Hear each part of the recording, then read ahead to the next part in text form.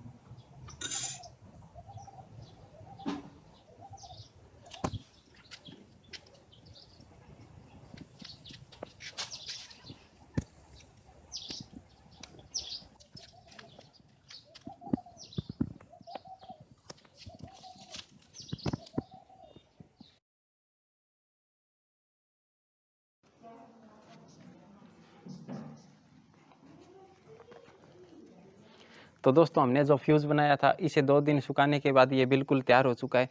तो चलिए दोस्तों अब इसे जलाकर देखते हैं।